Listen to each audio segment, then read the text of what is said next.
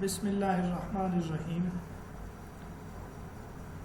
تفسیر کی جو موضوع کے لحاظ سے مختلف قسمیں تھیں، اسلوب کے لحاظ سے مختلف قسمیں تھیں، ان میں ایک ہے تفسیر تحلیلی۔ یہ وہ اسلوب ہے جہاں مفسر مصحف کی ترتیب کے مطابق بعض آیات کو یا پوری سورت کو یا پورے قرآن کو لے کر تفسیر کرتا ہے، ہر لفظ کا معنی واضح کرتا ہے، آیات میں موجود بلاغت کی جو شکلیں ہیں ان کو بیان کرتا ہے، اسباب نزول اور اس میں جو وارد احکام ہیں اور اس کے تفصیلی معنی کی وضاحت کرتا ہے۔ اس قسم کی جو تفاسیر ہیں ان کو تفسیر تحلیلی کہا جاتا ہے۔ اب بنیادی فرق آپ یہ سمجھیں کہ تفسیر تحلیلی جو ہے وہاں گرامر کو زیادہ دیکھا جاتا ہے۔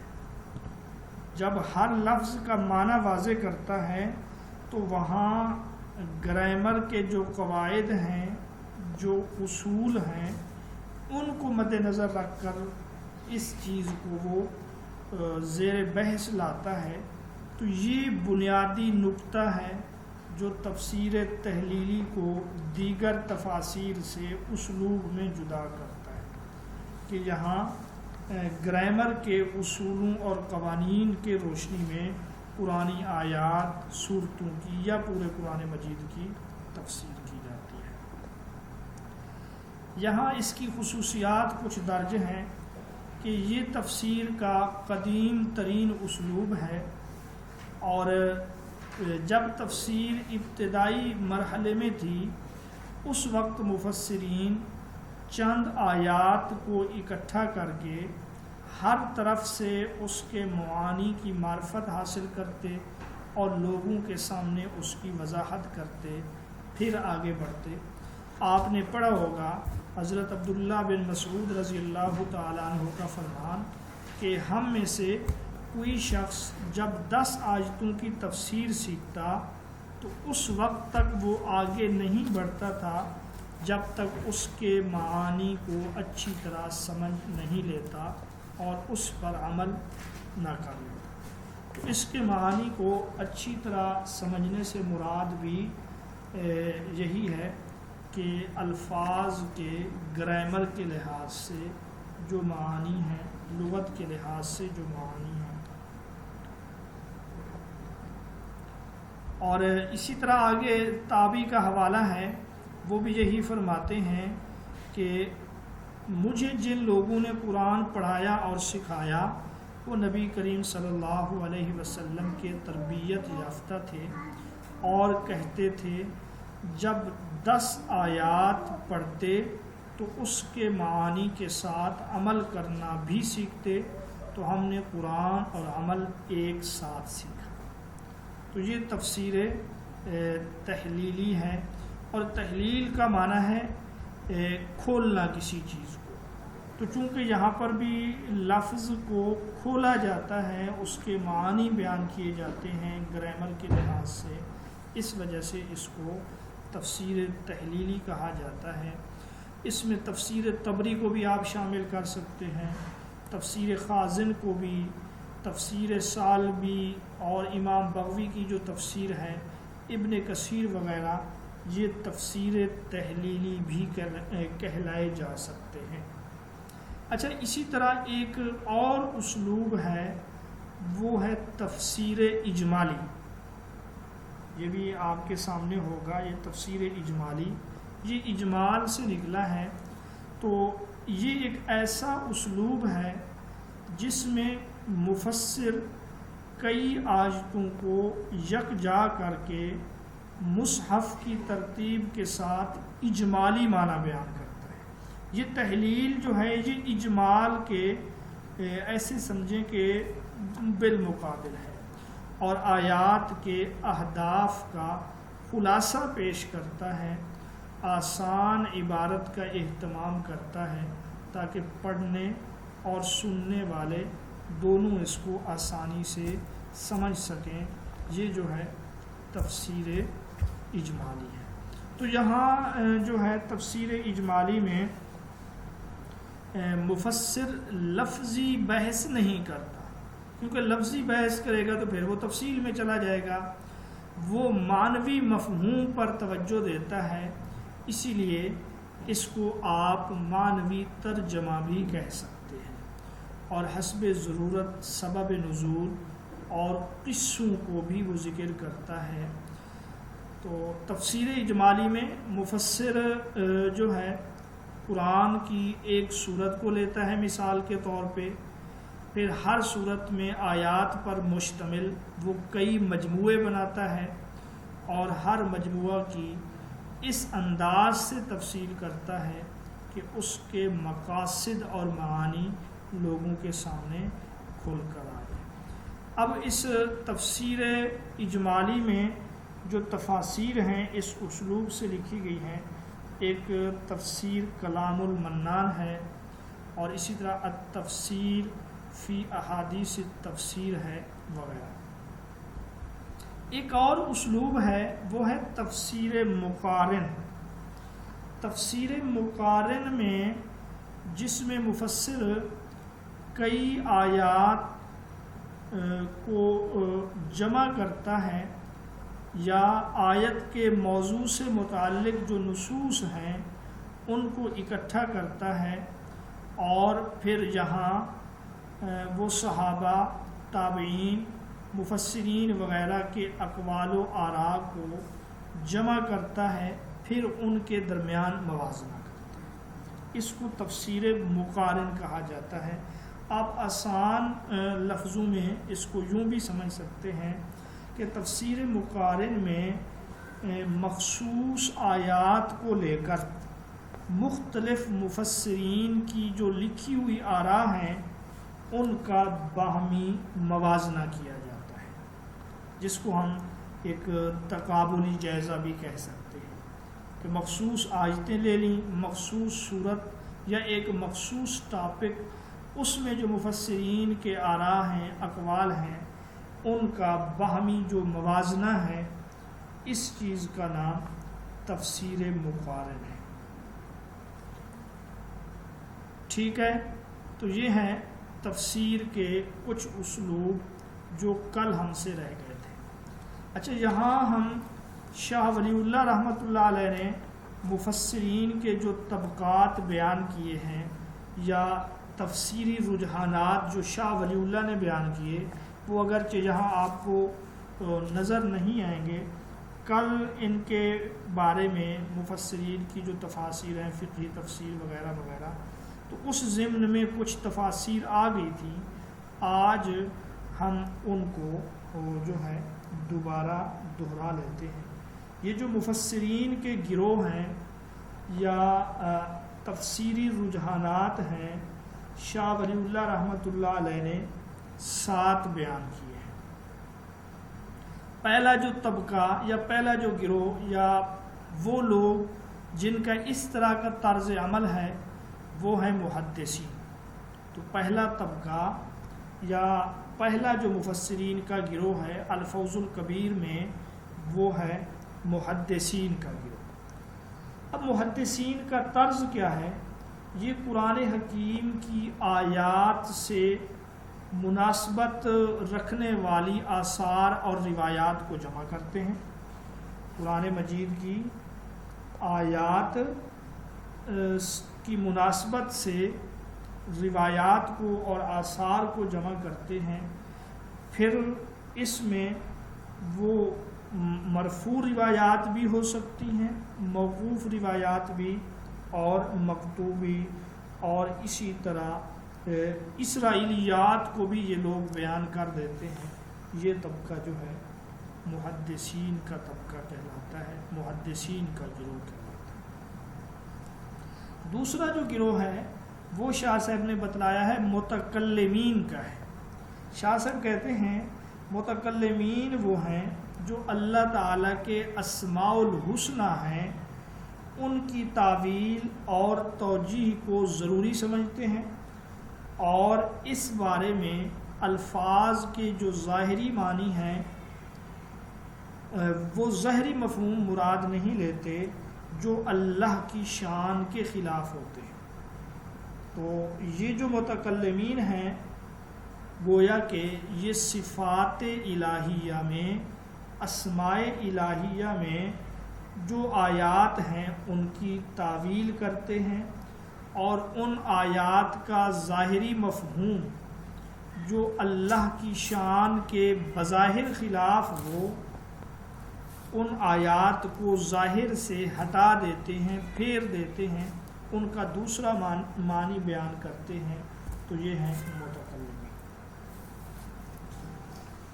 اور تیسرا گروہ جو شاہ صاحب نے ذکر کیا ہے وہ ہے فقہا کا۔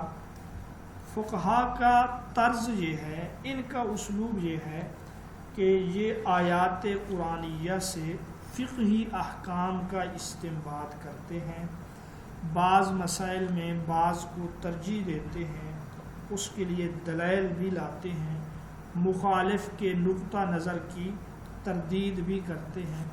تو الغرض فقہا کا جو گروہ ہے یہ قرآنی آیات سے فقہی احکامات کا استنباط کرتے ہیں۔ چوتھا گروہ جو شاہ صاحب نے ذکر کیا ہے وہ ہے نحویوں کا گروہ، آپ کہہ سکتے ہیں اہل لغت کا گروہ، صرف و نحو والوں کا گروہ۔ تو اہل لغت کا طرز عمل یہ ہے، یہ قرآن حکیم کی لغت سے اور نحو سے بحث کرتے ہیں، اور اس سلسلے میں یہ کلام عرب سے بھی استشہاد کرتے ہیں۔ یہ قرآن کے الفاظ اور ان کے معانی کے جو ہیں، الفاظ کے جو معنی ہیں لغوی لحاظ سے ان کے مختلف استعمالات بتلاتے ہیں۔ اس کے بعد جو پانچواں گروہ شاہ صاحب نے ذکر کیا وہ ہے ادبا کا گروہ، ادیبوں کا۔ یہ ادیب جو ہیں ان کا طرز اور اسلوب یہ ہے، یہ علم بیان اور علم معانی کے نقطے تلاش کرتے ہیں اور قرآن کی فصاحت و بلاغت کے پہلوؤں کو واضح کرتے ہیں۔ یہ علم معانی اور علم بیان کے نقطے تلاش کرتے ہیں اور قرآن کی فصاحت و بلاغت کے پہلوؤں کو بیان کرتے ہیں۔ یہ ادیبوں کا گروہ ہے۔ چھٹا گروہ جو شاہ صاحب نے ذکر کیا وہ ہے قراء کا گروہ، قاریوں کا گروہ۔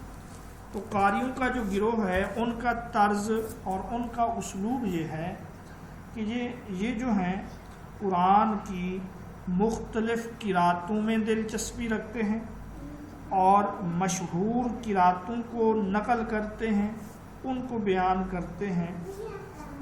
یہ قراء کا طرز عمل ہے۔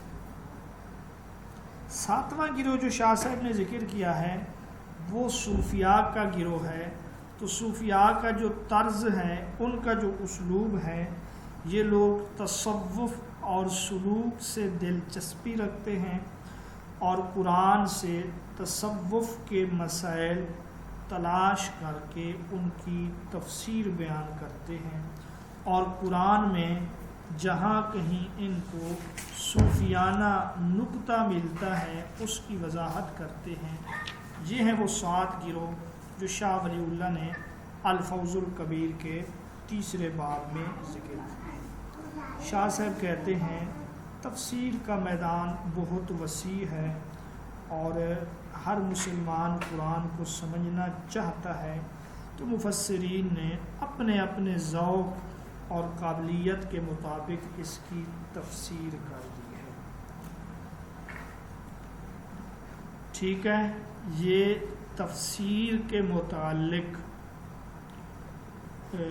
جتنا بھی تھا وہ ہم پڑھ رہے ہیں۔ آپ کسی بھی یونیورسٹی کے نصاب کو، چاہے وہ ایم اے کا نصاب ہو، چاہے وہ بی ایس کا نصاب ہو، انشاءاللہ کوئی ایسی چیز نہیں ہے جو ان 3 سے 4 لیکچر میں ہم چھوڑ آئے ہیں۔ میرے پاس پنجاب، سرگودا، اسی طرح بہاولپور، بہاؤالدین زکریا یونیورسٹی، یہ 4-5 کا نصاب تھا۔ ان کو مد نظر رکھ کر جو مجموعی چیزیں میرے سامنے آئیں وہ میں نے آپ سب کو بتا دی ہیں۔ چلیں آگے بڑھتے ہیں۔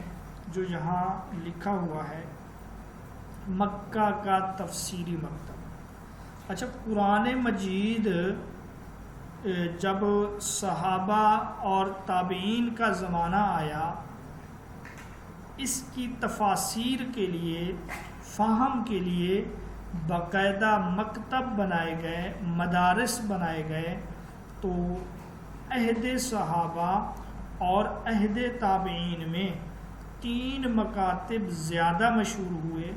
ہم ان 3 مکاتب اور ان کے بانی اور ان کے جو مشہور شاگرد ہیں ان کے بارے میں پڑھیں گے۔ پہلا ہے مکہ کا تفسیری مکتب۔ علامہ جلال الدین سیوطی نے امام ابن تیمیہ کا قول نقل کیا ہے کہ تفسیر کے سب سے بڑے ہوئے عالم مکہ کے لوگ ہیں۔ علم تفسیر میں یہ ایک سوال ہے، علم تفسیر میں سب سے بڑے ہوئے لوگ کون ہیں؟ تو ابن تیمیہ فرماتے ہیں کہ وہ مکہ کے لوگ ہیں۔ مغازی میں جو ہیں وہ مغازی میں کہاں کے لوگ ہیں بتا سکتے ہیں آپ؟ شاباش، مغازی میں مدینہ کے لوگ ہیں، کیونکہ غزوات کا تعلق جو ہے وہ مدینہ سے ہے۔ مدینہ کے لوگ ہی مہاجر اور انصار غزوات میں شریک ہوئے، اس لیے کہ وہ ابن عباس کے رفقا ہیں۔ ابن تیمیہ رحمۃ اللہ علیہ کی دلیل یہ ہے۔ تو مکہ کا تفسیری مکتب جو ہے، یہاں سے تفسیر کا آغاز ہوا مکہ سے، اور اس مکتب کے جو بانی ہیں وہ حضرت عبداللہ بن عباس رضی اللہ تعالی عنہ ہیں۔ رسول اللہ صلی اللہ علیہ وسلم کے چچا زاد ہیں۔ ان کا لقب جو ہے ترجمان القرآن ہے، اور یہ وہ شخص ہیں جن کے لیے رسول اللہ صلی اللہ علیہ وسلم نے خصوصی دعا فرمائی کہ اللہ تو اس کو اپنے دین میں فقیہ بنا اور اس کو تاویل کا علم بھی عطا فرما، اور انہی کے لیے یہ دعا بھی آپ صلی اللہ علیہ وسلم نے فرمائی کہ اے اللہ تو اس کو حکمت کا علم عطا فرما۔ تو یہ حضرت عبداللہ بن مسعود کے لیے دعا ہے، اور یہ مکہ کے تفسیری مکتب کے بانی ہیں۔ حضرت عبداللہ بن مسعود، حضرت عبداللہ بن عباس، یہ اس زمانے میں پیدا ہوئے جب مسلمان شعب ابی طالب میں محصور تھے، اور 68 ہجری میں یہ فوت ہوئے ہیں۔ 68 ہجری میں 1660 روایات ان سے مروی ہیں۔ حضرت عمر رضی اللہ تعالی عنہ ان کو بڑے صحابہ کے ساتھ مجلس میں اور مشوروں میں شریک کیا کرتے تھے۔ تو ایک بار کسی صحابی نے، غالباً وہ حضرت عبد الرحمن بن عوف تھے، انہوں نے یہ اعتراض اٹھایا کہ ان کے ہم عمر تو ہمارے بچے بھی ہیں، آپ ان کو ہمارے برابر بٹھلاتے ہیں مشوروں میں۔ تو آپ نے پھر حضرت عمر نے سورۃ النصر کی تلاوت کی اور صحابہ سے کہا کہ تم اس کی تفسیر بیان کرو۔ ہر ایک نے تفسیر بیان کی۔ پھر حضرت عبداللہ بن عباس سے فرمایا کہ تم اس کی تفسیر بیان کرو۔ انہوں نے تفسیر بیان کی اور یہ بتلایا کہ اس میں رسول اللہ صلی اللہ علیہ وسلم کی وصال کی طرف اشارہ ہے، جو دیگر صحابہ نہ بتلا سکے۔ تو اس پر حضرت عمر نے جواب دیا کہ میں اس وجہ سے ان کو تمہارے ساتھ بٹھلاتا ہوں۔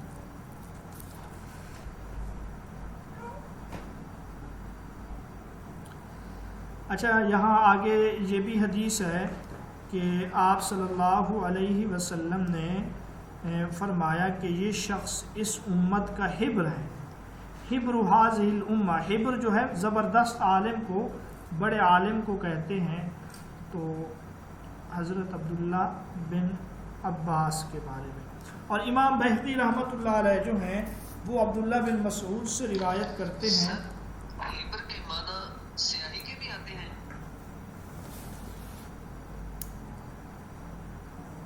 حبر کا معنی نہیں آتا سیاہی.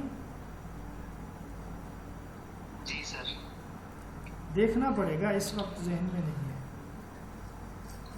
تو سر میں نے کہیں پڑھا تھا کہ سیاہی کا معنی میں بھی یہ آتا ہے. دیکھنا پڑے گا اس کو. تو جی ٹھیک ہے سر. حضرت عبداللہ بن مسعود نے فرمایا رضی اللہ تعالیٰ عنہ نے کہ بے شک ترجمان القرآن عبداللہ بن عباس ہیں. تو آپ مکہ کے تفسیری مکتب کے بانی ہیں. نیچے لکھا ہے سعید بن جبیر رضی اللہ تعالیٰ عنہ، یہ آپ کے شاگرد ہیں. یہ اصل میں حبشی تھے مگر عمدہ سیرت اور کردار کے حامل تھے، اور آپ نے حضرت عبداللہ بن عباس سے اور عبداللہ بن مسعود سے استفادہ کیا. تفسیر میں جو ان کا مقام ہے، اور ابن خلقان کہتے ہیں کہ ایک شخص نے سعید سے تفسیر قرآن لکھنے کی فرمائش کی. وہ ناراض ہو گیا اور کہا میرے جسم کا ایک حصہ گر جائے تو وہ مجھے گوارا ہے، مگر قرآن کی تفسیر لکھنا یہ مجھے پسند نہیں ہے. کیونکہ یہ لوگ اس سے ڈرتے تھے کہ کسی ایسی چیز کی نسبت اللہ کی طرف نہ ہو جائے جو اللہ کی مراد نہ ہو، اس لیے یہ تفسیر کرنے سے، تفسیر کو لکھنے سے احتیاط کرتے تھے. سعید بن جبیر کی ذات میں تمام تابعین کا علم یکجا ہو گیا تھا اور آپ کو جامع الفنون کہا جاتا تھا. آگے ایک قول ہے کہ تابعین میں طلاق کے مسائل سب سے زیادہ سعید بن مسیب جانتے تھے، اور مناسک حج کا علم عطا بن رباح کو حاصل تھا. حلال و حرام کے عالم طاؤس رحمۃ اللہ علیہ تھے. تفسیر کے جاننے والے وہ مجاہد تھے، اور ان سب کے جو جامع تھے وہ حضرت سعید بن جبیر رضی اللہ تعالیٰ. سعید بن جبیر یہ 95 ہجری میں جب آپ کی عمر 85 سال تھی تو حجاج نے آپ کو شہید کروا دیا. یہی سعید بن جبیر ہیں کہ آپ کے بعد پھر کسی کو قتل کرنے کی ہمت نہیں ہوئی حجاج کو، یہاں تک کہ وہ مر گیا. دوسرے جو ہے نا مجاہد بن جبیر رضی اللہ تعالیٰ عنہ، یہ بھی بہت بڑے مفسر تھے. 61 ہجری میں پیدا ہوئے، 103 یا 104 ہجری میں ان کا وصال ہوا، اور حالت سجدہ میں فوت ہونے والے یہ پہلے مفسر ہیں. حضرت مجاہد حالت سجدہ میں فوت ہوئے، اور حالت سجدہ میں فوت ہونے والے یہ پہلے مفسر ہیں. 104 ہجری میں بنو عباس کا جو پہلا خلیفہ ہے ابو العباس الصفاح، اس کی ولادت بھی 104 ہجری ہے.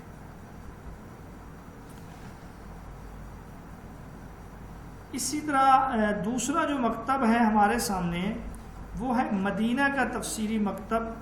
تو مدینہ کے تفسیری مکتب میں یہ صحابی ہیں. حضرت ابو العالیہ ہیں، محمد بن کعب القرظی ہیں، حضرت زید بن اسلم ہیں. یہ مشہور مدینہ کے تفسیری مکتب کے شاگرد ہیں. اس مکتب کی بنیاد رکھنے والے وہ ہیں ابو المنذر حضرت ابی بن کعب رضی اللہ تعالیٰ عنہ، جن کو سید القراء کا لقب رسول اللہ صلی اللہ علیہ وسلم کی زبان مبارک سے ملا ہے. تو مدینہ کے تفسیری مکتب کے بانی یہی ہے. مدینہ کے تفسیری مکتب میں حضرت علی کا نام بھی آتا ہے، حضرت عائشہ کا نام بھی آتا ہے، حضرت ابو ہریرہ کا نام بھی آتا ہے. جب آپ حدیث میں اس مکتب کو پڑھیں گے وہاں یہ سارے صحابہ آئیں گے.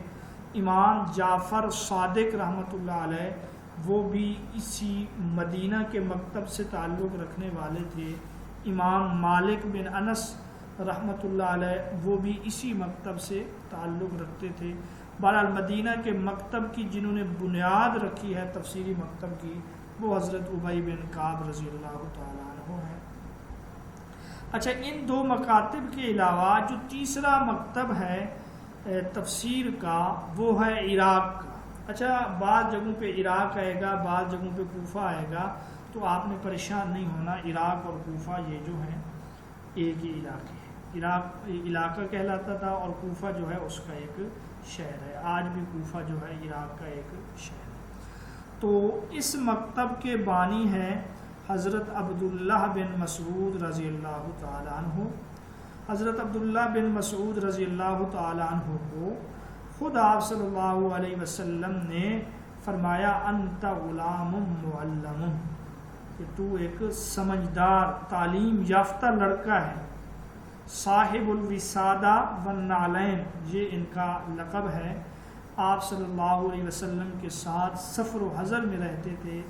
آپ کا بستر اٹھانا، آپ کے جوتے اٹھانا، آپ صلی اللہ علیہ وسلم کا لوٹا اٹھانا، یہ چیزیں، وضو کا پانی وغیرہ، یہ حضرت عبداللہ بن مسعود رضی اللہ تعالیٰ عنہ خدمت سر انجام دیا کرتے تھے. اس وجہ سے آپ کا لقب ہے صاحب الوسادہ والنعلین. وسادہ تکیے کو کہتے ہیں، نعلین جوتوں کو کہتے ہیں. حضرت ابی بن کعب جو ہیں ان سے 164 روایات مروی ہیں، یہ یاد رکھیں. اور حضرت عبداللہ بن مسعود سے 848 روایات مروی ہیں. حضرت عبداللہ بن مسعود کے شاگردوں کو ہم دیکھیں تو ان میں حضرت علقمہ آتے ہیں، حضرت مسروق بن اجدہ آتے ہیں، اور اسی طرح حضرت اسود بن یزید آتے ہیں، اور حسن بصری رحمۃ اللہ علیہ ہیں. بصرہ اور کوفہ مئی کاف کر دیں. اور عامر شعبی ہیں، عامر بن شرحبیل الشعبی، یہ جو پہلے شخص ہیں جنہوں نے، بتا سکتے ہیں کہ کیا کارنامہ ہے عامر شعبی کا؟ یاد ہے کسی کو؟ حدیث کے حوالے سے کارنامہ ہے ان کا. جی شاباش. اسناد حدیث کی تفتیش و تحقیق کرنے والے پہلے شخص جو ہیں. جی انہوں نے یہ بھی کہا تھا کہ معرفت الرجال نصف العلم. اچھا وہ نہیں، وہ امام ابو حنیفہ کا نہیں ہے. جی معرفت الرجال نصف العلم وہ ایک اور بزرگ ہیں، امام بخاری کے استاد ہیں. کسی کو نام یاد ہے ان کا؟ جی شاباش. علی بن مدینی رحمۃ اللہ علیہ کا قول ہے معرفت الرجال نصف العلم.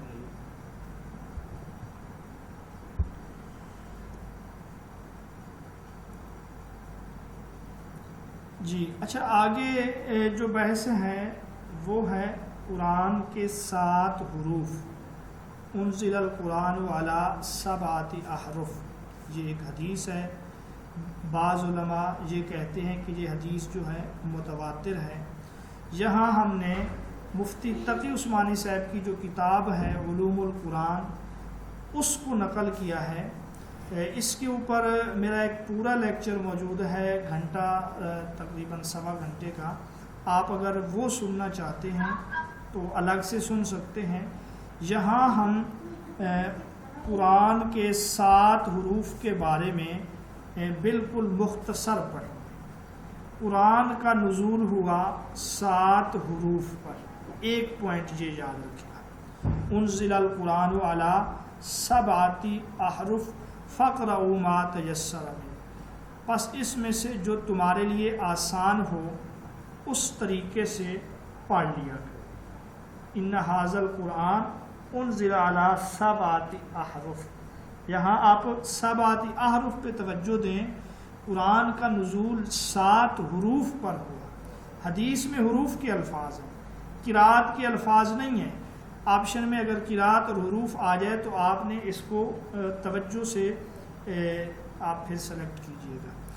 اب 7 حروف پر نازل ہونے سے کیا مراد ہے، اس حوالے سے علماء جو ہیں مختلف اقوال نقل کرتے ہیں. ہم صرف وہ قول پڑھیں گے جو راجح ہے، باقی اقوال جو ہیں ان کو ہم یہاں پہ ڈسکس نہیں کریں گے۔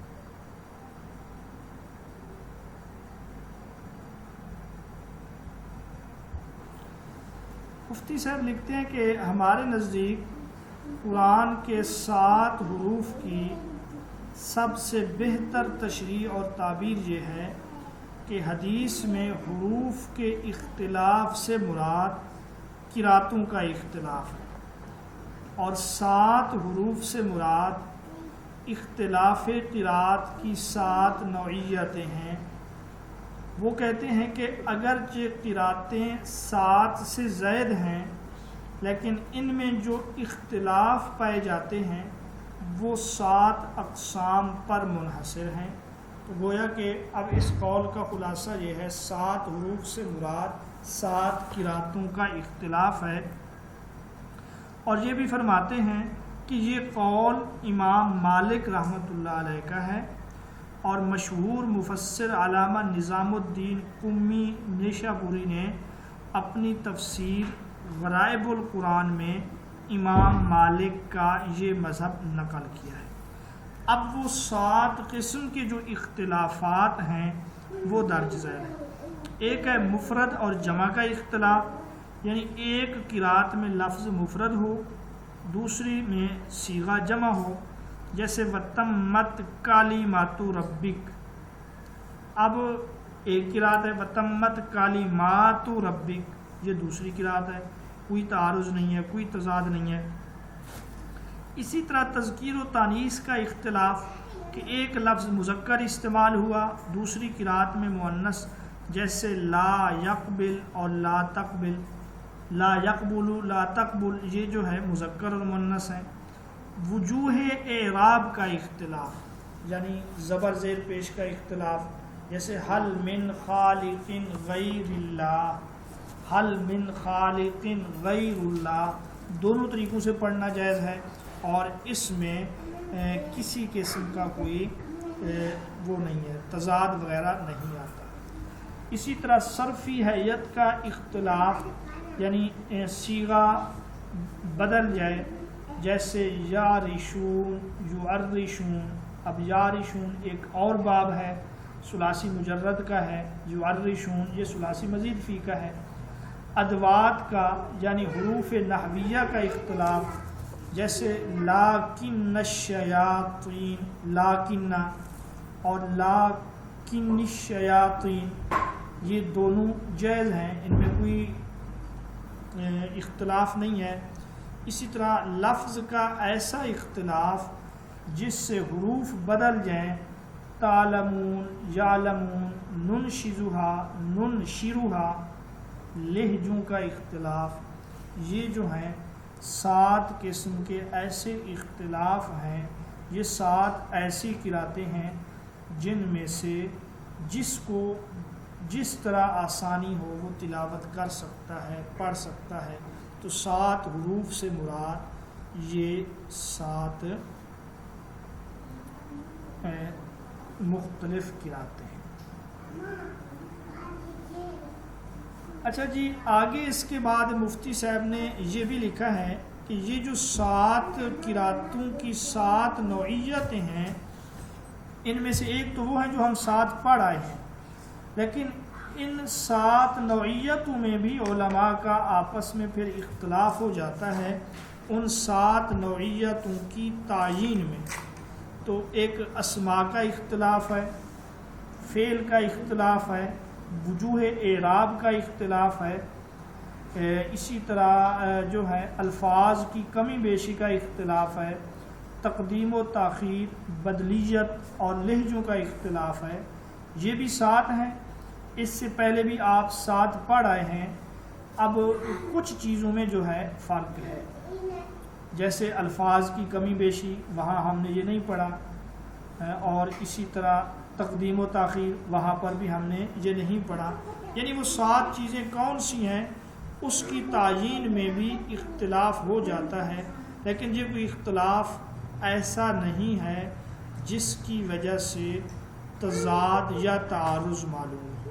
تو ایک بحث تو یہ ہے کہ انزل القرآن علی 7 احرف، امام مالک کا نظریہ اور جو اعتراضات سے مسلم نظریہ ہے وہ یہی ہے کہ 7 قراتیں مراد ہیں۔ دوسری بات جہاں پہ ہم یہ پڑھیں گے کہ 7 قراتوں پر پڑھنے کی اجازت یہ کہاں پر دی گئی، تو یاد رکھیں 7 قراتوں کے مطابق پڑھنے کا جو حکم دیا گیا یہ آسانی کے لیے دیا گیا، اور اس حوالے سے بنو غفار کا ایک طلاب مشہور ہے کہ آپ صلی اللہ علیہ وسلم وہاں موجود تھے، جبریل علیہ السلام تشریف لائے اور کہا اللہ نے حکم دیا کہ اپنی امت کو ایک حرف پر قرآن پڑھیں۔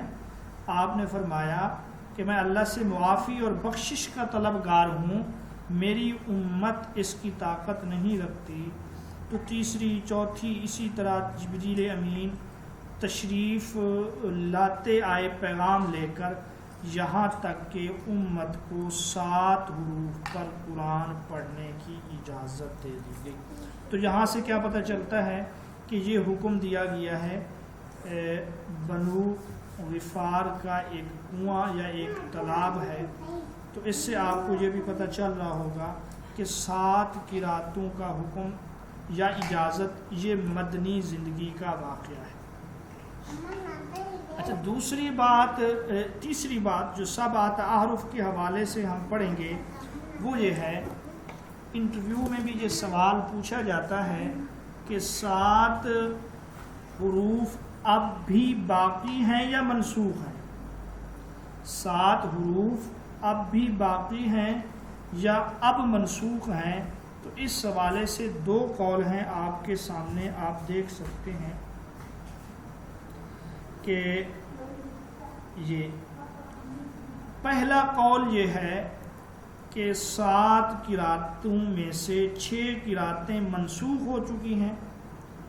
دلیل یہ ہے کہ حضرت عثمان غنی رضی اللہ تعالی عنہ نے اجماع امت سے 6 حروف ختم کر کے پوری امت کو ایک حرف یعنی ایک قرات، اور وہ قرات قریش ہے، لغت قریش ہے، اس کے اوپر جمع کیا تھا، لہٰذا باقی 6 قراتیں جو ہیں وہ منسوخ ہیں۔ اور جو تدوین قرآن کی کمیٹی تھی جس میں 4 افراد تھے اور 3 ان میں سے جو تھے وہ قریشی تھے، آپ نے فرمایا کہ جب زید بن ثابت سے کسی معاملے میں تمہارا اختلاف ہو جائے تو پھر تم اسے لغت قریش میں لکھنا، کیونکہ قرآن قریش کی زبان میں نازل ہوا ہے۔ تو اس لحاظ سے اب وہ 6 قرتیں جو ہیں وہ منسوخ ہیں۔ دوسرا ان کا استدلال یہ ہے کہ 7 حروف میں قرات کا حکم امت کے لیے واجب نہیں تھا، یہ حکم تو دیا گیا ہے اختیاری طور پہ آسانی کے لیے کہ وہ ان 7 حروف میں سے جس کو چاہیں اختیار کر لیں۔ تو حضرت عثمان غنی نے صحابہ کے اجماع سے ان 7 میں سے ایک قرات کو اختیار کر لیا۔ اب باقی قرتیں جو ہیں یا باقی حروف جو ہیں وہ موجود نہیں ہیں، یہاں تک کہ یہ بھی آپ کے سامنے لکھا ہوا موجود ہے، فلا قرات للمسلمین اليوم الا بالحرف الواحد الذي اختارہ لهم۔ تو آج مسلمانوں کے لیے اس ایک حرف کے سوا کوئی قرات جائز نہیں ہے جسے امت کے انتہائی شفیق اور خیر خواہ امام نے منتخب فرمایا تھا۔ امامہم الشفیق الناصح دون ما عداہ من الاحرف الستۃ الباقیہ، اور دیگر 6 حروف کی قرات جائز نہیں ہے۔ حضرت عثمان نے صحابہ کے مشورے سے اس کو ختم کر دیا۔ چلیں، یہ اول قول ہم پڑھ رہے ہیں۔ دوسرا قول جو ہے وہ ابن الجزری کا ہے، جمہور محققین کا ہے، اور وہ اسی طرح مکی بن ابی طالب کا ہے، وہ یہ ہے کہ یہ 7 حروف آج بھی اسی طرح باقی ہیں، یعنی یہ 7 حروف منسوخ نہیں ہیں۔ ہاں یہ ہے کہ بعض وجوہ قرات کو اور 7 احرف کی بعض جزیات کو اس وقت ختم کر دیا گیا تھا جب آخری دفعہ جبریل امین نے قرآن کو نبی پاک صلی اللہ علیہ وسلم کے سامنے پیش کیا تھا۔ کچھ جزیات اس وقت ختم کر دی گئی تھیں، باقی حضرت عثمان غنی نے بھی اسی کے مطابق قرآن کو جمع کیا تھا۔ آخری بار جس طرح جبریل امین نے قرآن پڑھ کے سنایا تو حضرت عثمان غنی نے بھی اسی کے مطابق قرآن کو جمع کیا تھا، اور مصاحف کی ترتیب بھی ایسا رسم الخط اختیار کیا گیا مصاحف کی ترتیب میں کہ 7 حروف اس میں سما سکیں، یعنی حضرت عثمان غنی نے ایسا طرز اختیار کیا کہ اس رسم الخط میں 7 حروف شامل ہیں، لہٰذا 7 احرف آج بھی پوری طرح محفوظ ہیں، ما سوائے ان جزیات کے جنہیں ارزا اخیرہ کے موقع پر، ارزا اخیرہ سے مراد آخری مرتبہ جب جبریل امین نے قرآن مجید آپ صلی اللہ علیہ وسلم کو پیش کیا تھا، اس کو ارزا اخیرہ کہتے ہیں۔ سوائے ارزا اخیرہ کے موقع پر خود اللہ کی طرف سے جو کچھ منسوخ کر دیا گیا وہ تو منسوخ ہے، اس کے علاوہ 7 قراتیں جو ہیں وہ آج اسی طرح باقی ہیں۔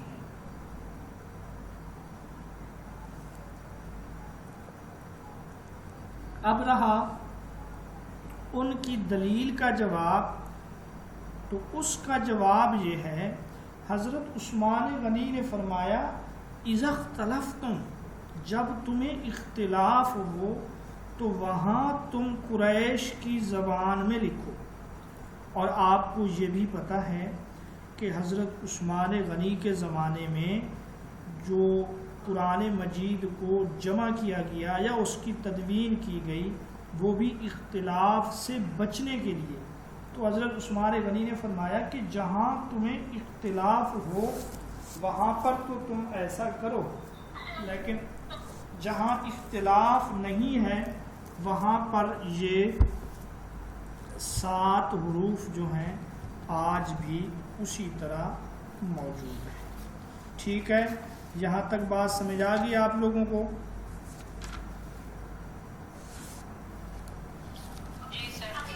کسی کا کوئی یہاں تک سوال ہو؟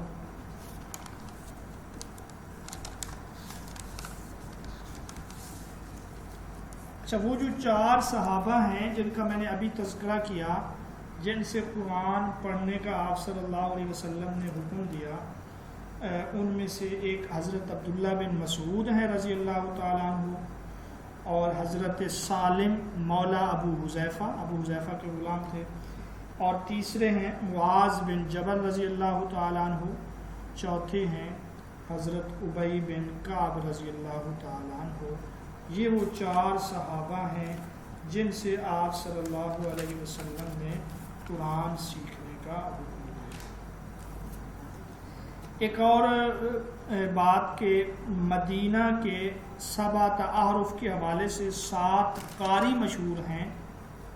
بعض علماء 7 احرف سے ان 7 قاریوں کی قراتیں بھی مراد لیتے ہیں، لیکن یہ بات بالکل غلط ہے، کیونکہ 7 قاری تو بعد میں آئے ہیں، یہ حدیث پہلے ہے۔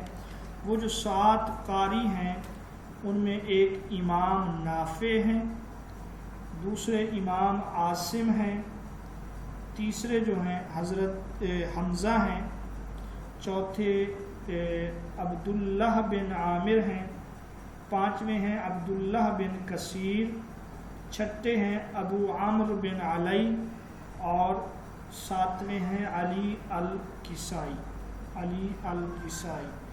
یہ 7 ہیں۔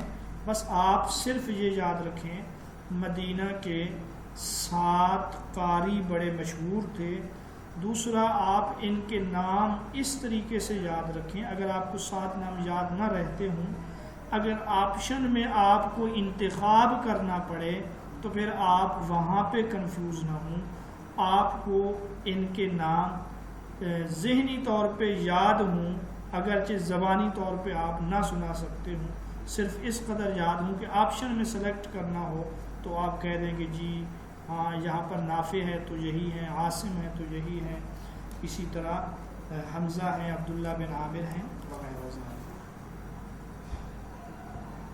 جی تو یہ سوال و جواب کی شکل میں ہے، یہ میں اپنی کتاب کے حصے شیئر کر رہا ہوں اب آپ لوگوں سے۔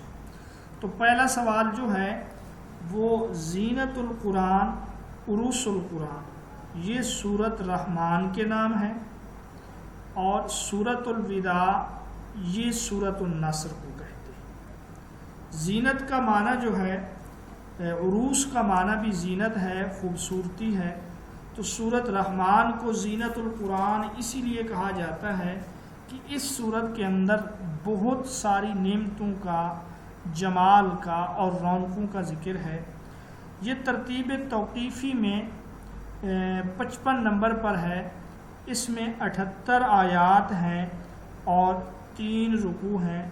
مکہ میں مقام ابراہیم کے پاس سب سے پہلے بآواز بلند حضرت عبداللہ بن مسعود نے اسی سورت کی تلاوت کی تھی۔ اگلا سوال ہے کہ قلب القرآن، یہ سورت یاسین کو کہتے ہیں، قرآن کا دل۔ فسطاط القرآن کے سورت کو کہا جاتا ہے، تو یہ سورت البقرہ کو کہتے ہیں۔ اب قرآن جو ہے، سورت یاسین یہ قرآن کا دل ہے، اور حدیث میں آیا ہے جو اس کو پڑھے گا تو 10 قرآن کا ثواب اس کے لیے لکھا جاتا ہے۔ یہ 36ویں سورت ہے اور اس میں 83 رکوع ہیں، 83 آیات ہیں، 3 رکوع ہیں۔ ہجرت کے وقت آپ صلی اللہ علیہ وسلم اسی سورت کی تلاوت کر رہے تھے، اور اس سورت میں 2 باتیں امتحان کے حوالے سے اہم ہیں۔ ایک ہے اصحاب القریہ کا واقعہ۔ اصحاب القریہ، ایک بستی کی طرف اللہ کے 2 نبی گئے، پھر تیسرے نبی گئے، پھر حبیب نجار ایک شخص تھا، اس نے قوم کو یہ کہا کہ تم کیوں نہیں مانتے ان پیغمبروں کی بات، انہوں نے اس کو شہید کر دیا۔ تو اصحاب القریہ سے مراد مفسرین فرماتے ہیں بستی ہے انطاکیہ۔ اور اسی طرح اس سورت کے آخر میں کچھ آیات ہیں، اولم یر الانسان انا خلقناہ من نطفہ فاذا هو خصیم مبین وضرب لنا مثلا ونسی خلقہ۔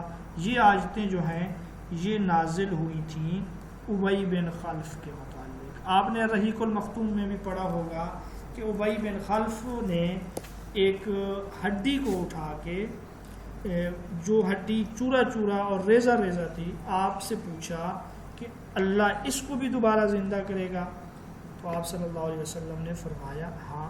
اس نے اس ریزے کو، اس چورے کو ہتھیلی پہ رکھ کے پھونک سے اڑا دیا تھا۔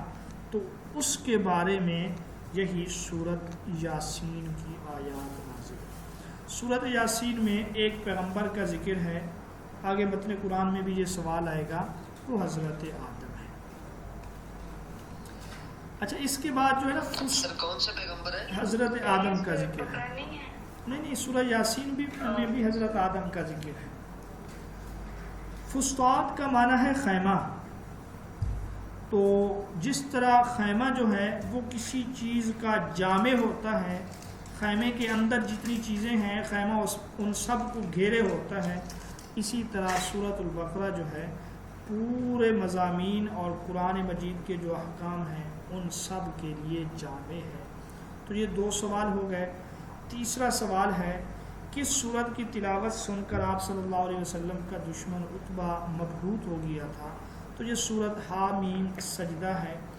یہ مشرکین کا سردار تھا عتبہ، اور ایک بار کفار نے اس کو تیار کر کے بھیجا کہ آپ صلی اللہ علیہ وسلم سے جا کے ملو اور معاملات طے کرو. تو وہ آیا، آپ کو لڑکی چاہیے، آپ کو مال چاہیے، آپ کو بادشاہت چاہیے. اپنی باتوں سے جب خاموش ہوا تو آپ نے حامیم سجدہ اس کی تلاوت کی، اور اس تلاوت میں عتبہ جو ہے وہ سنتا رہا اور مبہوت ہوتا رہا. جب وہ واپس جا رہا تھا تو کفار نے کہا کہ یہ جو چہرہ لے کر گیا تھا وہ چہرہ لے کر واپس نہیں آ رہا. بہرحال پھر اس نے کہا کہ نہ تو یہ کلام یہ کوئی جادو نہیں ہے، یہ شاعر یا کوئی مجنون وغیرہ نہیں ہے. حامیم سجدہ کا دوسرا نام سورۃ مصابیح بھی ہے.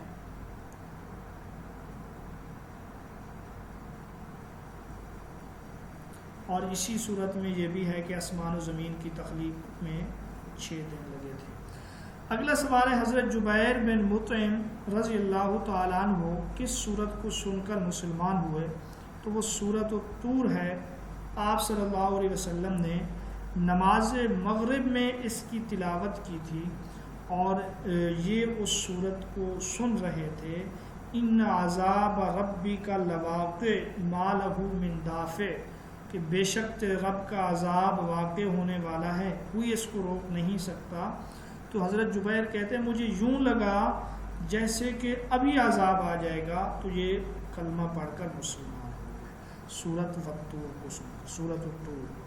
حضرت جبیر بن مطعم جو ہیں ان کی وفات 57 یا 59 ہجری ہے، اور یہ علم الانساب کے ماہر تھے. حضرت صدیق اکبر کے شاگرد ہیں علم الانساب میں، اور بچپن میں حضرت عائشہ رضی اللہ تعالیٰ عنہ ان سے منسوب تھیں. یہ جو حدیث ہے نا حضرت جبیر بن مطعم کی بخاری میں، اس کو محدثین صحیح لذاتی ہی کی مثال بھی قرار دیتے ہیں. صحیح لذاتی آج آپ کے ٹیسٹ میں تھا کہ صحیح لذاتی ہی کے لیے کتنی شرائط ہیں؟ 5 شرائط ہیں. تو جب محدثین صحیح لذاتی ہی کی تعریف کرنے کے بعد ذخیرہ حدیث میں سے اس کی مثال دیتے ہیں تو وہ یہی حضرت جبیر بن مطعم والی حدیث مثال میں دیتے ہیں کہ اس کے تمام راوی عادل بھی ہیں، ثقہ بھی ہیں، سند متصل بھی ہے، اس میں کوئی شذوذ بھی نہیں ہے، اس میں کوئی علت بھی نہیں ہے. تو یہ صحیح لذاتی ہی کی مثال ہے. جبیر بن مطعم رضی اللہ تعالیٰ عنہ غزوہ بدر کے قیدیوں کے متعلق گفتگو کرنے کے لیے مدینہ آئے تو آپ نے فرمایا کہ اگر مطعم بن عدی زندہ ہوتا اور مجھے ان کے بارے میں سفارش کرتا تو میں بغیر فدیے کے، بغیر معاوضے کے ان بدبودار لوگوں کو چھوڑ دیتا. ٹھیک ہے، کیونکہ مطعم بن عدی نے آپ صلی اللہ علیہ وسلم کو مکہ میں داخل ہونے کے لیے پناہ دی تھی. وہ واقعہ آپ کو شاید کہ یاد ہوگا. یاد ہے نا سب کو کہ کس موقع پر پناہ دی تھی انہوں نے؟ جی، طائف سے واپسی پر. سورۃ الانسان سورۃ الدہر کو کہتے ہیں، سورۃ المصابی کے سورت کو کہتے ہیں، سورۃ مصابی حامیم سجدہ کو کہتے ہیں. اچھا، سورۃ الانسان یہ سورۃ الدہر کا دوسرا نام ہے. یہ 29ویں پارے کی ایک سورت ہے. حل اتی علی الانسان حین من الدہر لم یکن شیئا مذکورا. تو چونکہ پہلی آیت میں انسان کا ذکر ہے اس وجہ سے اس کا نام سورۃ الانسان بھی ہے. یہ مدنی صورت ہے. سورۃ دہر مدنی صورت ہے. آپ پڑھتے ہیں کہ وہ کون سا پارہ ہے جس کی تمام صورتیں مکی ہیں؟ تو جواب ہے 29واں. تو 29ویں پارے کی آخری سے پہلی جو صورت ہے سورۃ الدہر، جس میں 2 رکوع ہیں، وہ مدنی صورت ہے. یہ غلطی نہ کیجیے، پورے قرآن میں ایسا کوئی پارہ نہیں جس کی ساری صورتیں مکی ہیں. ہاں، 28واں پارہ ہے جس کی تمام آیتیں جو ہیں مدنی ہیں، تمام صورتیں مدنی ہیں. اچھا، اگلا سوال ہے سورۃ برات سورۃ التوبہ کو کہتے ہیں، سورۃ القتال کے سورت کو کہتے ہیں. تو سورۃ قتال سورۃ محمد کو کہتے ہیں. سورت فاتحہ کے 25 نام ہیں، اور سورت فاتحہ کے بعد جو سب سے زیادہ نام ہیں وہ سورت برات کے ہیں، سورت توبہ کے ہیں۔ اس کو برات بھی کہتے ہیں، اس کو توبہ بھی کہتے ہیں، اس کو سورت الفاضحہ بھی کہتے ہیں، کیونکہ منافق جو تھے وہ رسوا ہوئے، وہ غزوہ تبوک سے پیچھے رہ جانے کی وجہ سے۔ سورت قتال سورت محمد کو کہتے ہیں کیونکہ اس میں قتال کا ذکر ہے اور قتال کے متعلق احکامات کا ذکر ہے۔ یہ مدنی صورت ہیں دونوں۔ باقی ان صورتوں کے جو مضامین ہیں وہ آگے ہم متن قرآن میں پڑھیں گے۔ بقرہ کے معنی ہیں گائے، نمل کے معنی چمٹی، اور نحل کے کیا معنی ہیں؟ یہ صورتوں کے نام ہیں، اور یہ تینوں صورتیں جو ہیں جانوروں کے نام پر ہیں۔ تو نحل کے معنی ہیں شہد کی مکھی۔ چلیں آج کے لیے یہی کافی ہے۔ تو انشاءاللہ اب جو ہمارے لیکچر ہوں گے وہ آسان ہیں، وہ اسی طرح یاد رکھنے والے ہیں۔ پہلے تو کچھ چیزیں سمجھنے والی تھیں، اب آپ ان کو یاد رکھیں، ان کو نوٹ کریں، اور یہی وہ چیزیں ہیں جو پیپر میں آتے ہیں۔